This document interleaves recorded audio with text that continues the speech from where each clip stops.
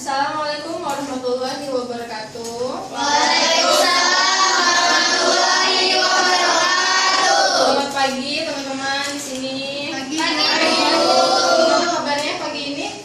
Ada pada telat ya kemudian pasti ya. Enggak Bu. Oke, di sini baru pertama kali bertemu ya di sini ya. Perkenalkan dulu, nama saya Ufi Lutfiani. Saya di sini ditugaskan untuk mengajar ASKEL 3 ya, tentang masa nifas yang kemarin sudah dijelaskan oleh Bu Astri. Saya satu tim dengan beliau ya. Di sini di absen dulu ya. Ade Faradina Liani, Ibu Jamadini, Ibu Wiwit Minati, hadir Bu. Triana Istiada, hadir Bu. Preti Agustina, hadir Bu. Arum ada? Ada Bu. Sri Astriani, hadir Bu. Mira, hadir Bu. Siti Nur Hasanah, hadir Bu. Mia Ardina, ada Bu. Vera, hadir Bu. Ayulan, hadir Bu. Hasanah, hadir Bu. Tabahaika, ada.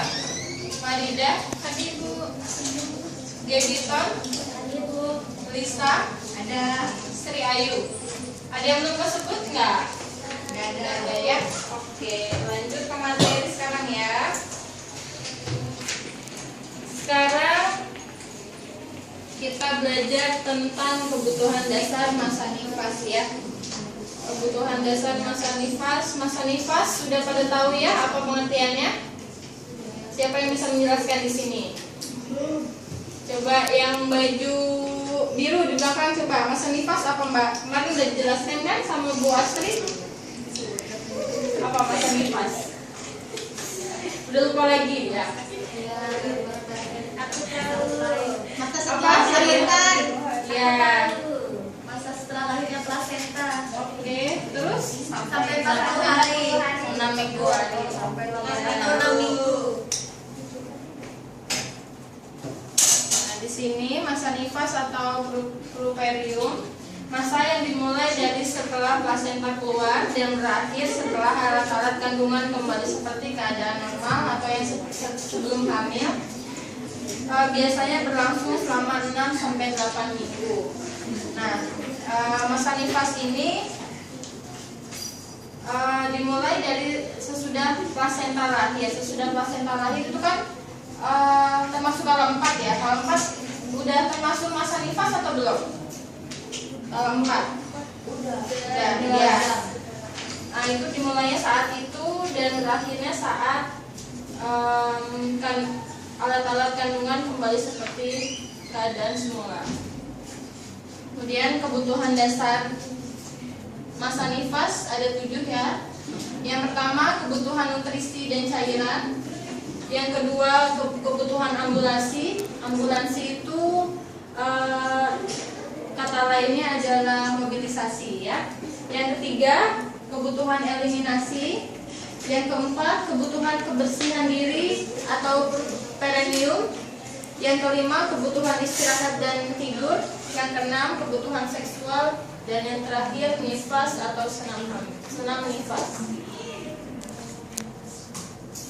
Oke, kita masuk ke kebutuhan nutrisi dan cairan. Yang pertama ya, kebutuhan nutrisi adalah zat yang diperlukan tubuh untuk keperluan metabolisme. Kebutuhan gizi pada masa nifas ini, terutama pada ibu menyusui, itu meningkat selama sebanyak 25%.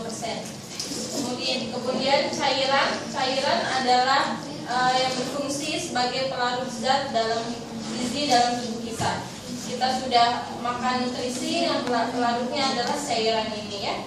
Metabolisme tubuh, kebutuhan minum ibu nifas 3 liter sehari ya. 3 kali lipat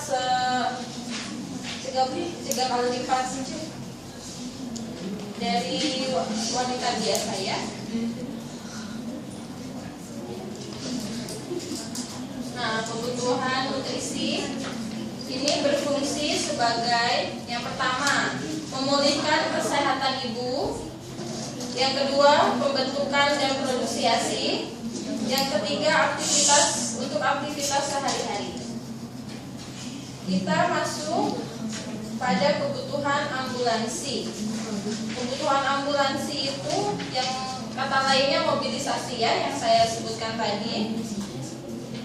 Ambulansi dini adalah kebijaksanaan untuk selekas mungkin membimbing pasien keluar dari tempat tidurnya dan membimbingnya untuk berjalan. Pada ambulansi dini ini tidak dibenarkan pada pasien yang ada komplikasinya seperti hipertensi, jantung, anemia, itu tidak diperbolehkan untuk ambulansi dini. Kemudian yang ketiga kita masuk kepada kebutuhan eliminasi. Eliminasi ini ada dua ya, miksi dan defekasi atau BAK atau dan BAB.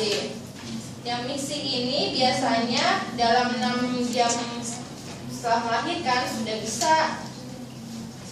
bisa untuk diperkenalkan untuk buang air kecil ya.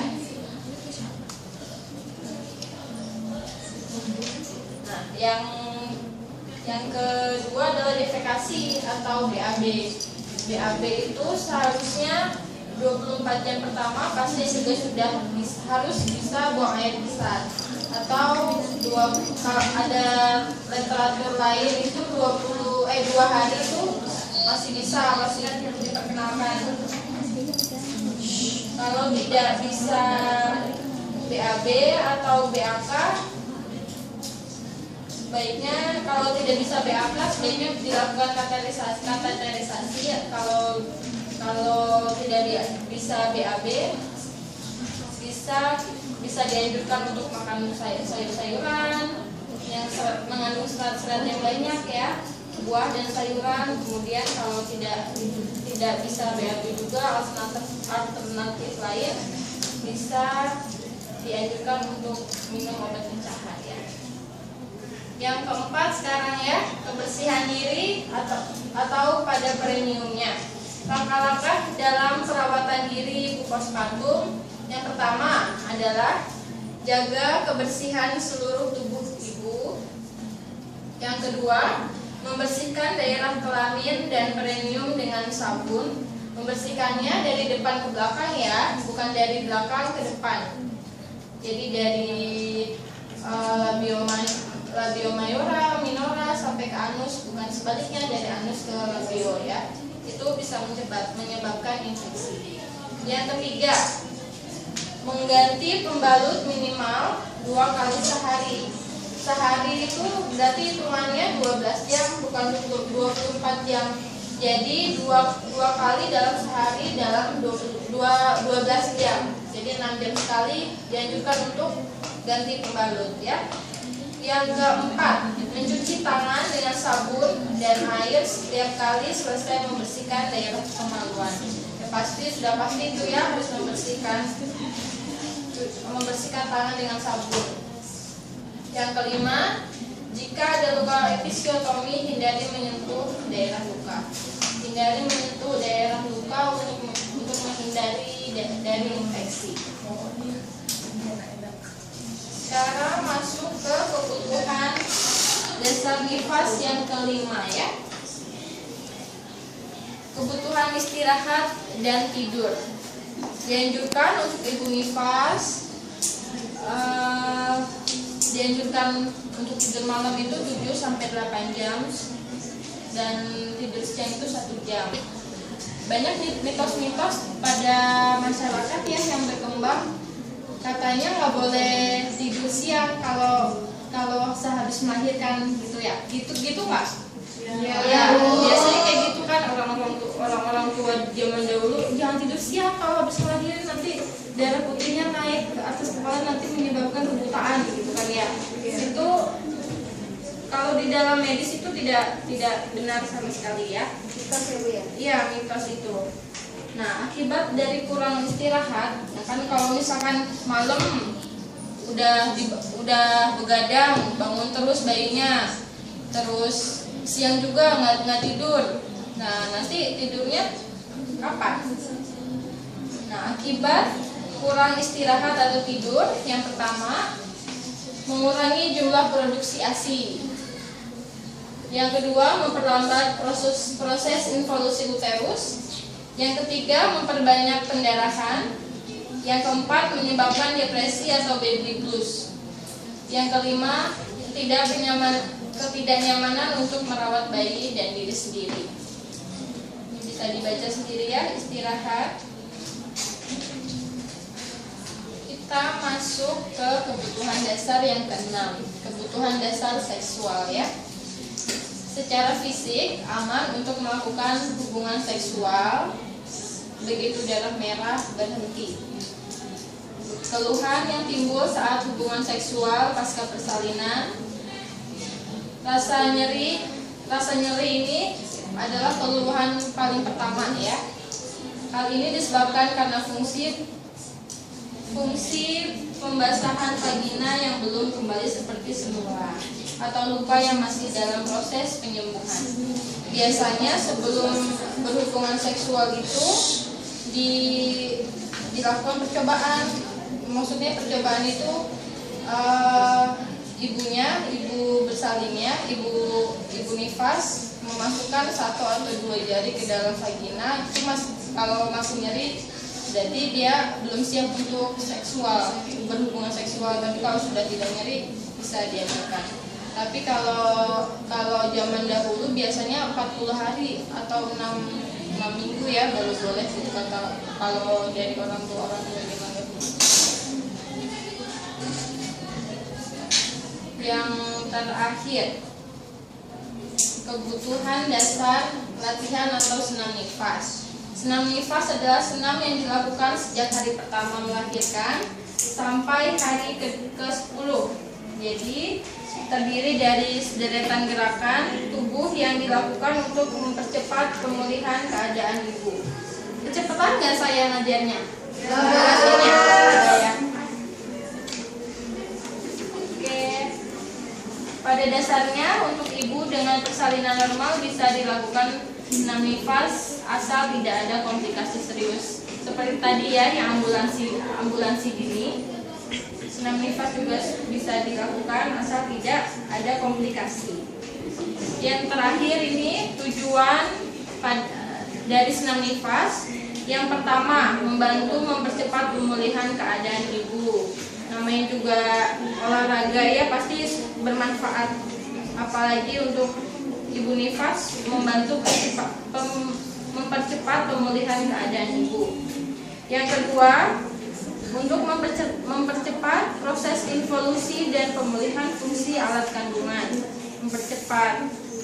Yang ketiga, membantu memulihkan kekuatan dan kekencangan otot-otot panggul, perut, dan perineum, terutama pada otot yang berkaitan dengan kehamilan dan persalinan. Itu dari gerakan-gerakan itu bisa membantu memulihkan kekencangan otot-otot ya.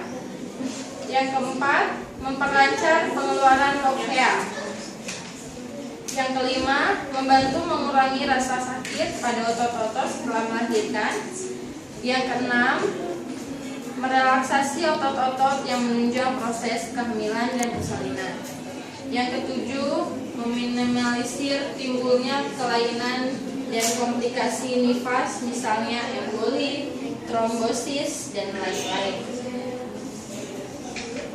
Nih ya, gerakan-gerakan nifas bisa dibaca sendiri, bisa dilihat sendiri.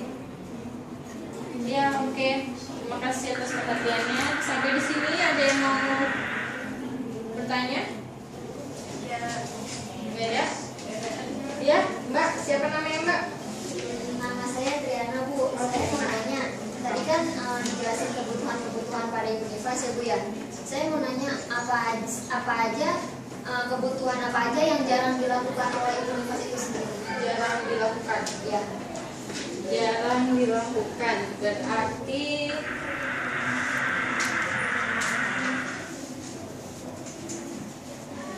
kan kebutuhan dasar nifas itu ada 7 ya. ada 7.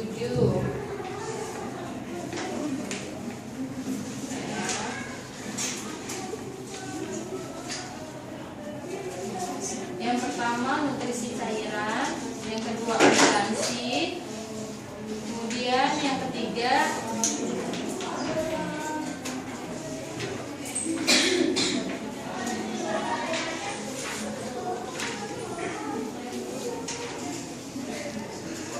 itu eliminasi, kebersihan diri, istirahat dan tidur, seksual dan senam nifas. Yang jarang bisa terpenuhi kebutuhan dasarnya itu biasanya yang ke-6 atau yang ke-7. Yang ke-6 itu kebutuhan dasar untuk seksual. Biasanya ibu-ibu sesudah melahirkan, pasca melahirkan, ibu postpartum itu sudah tersugesti gitu pikirannya dengan rasa nyeri, apalagi kalau ada jahitan gitu ya.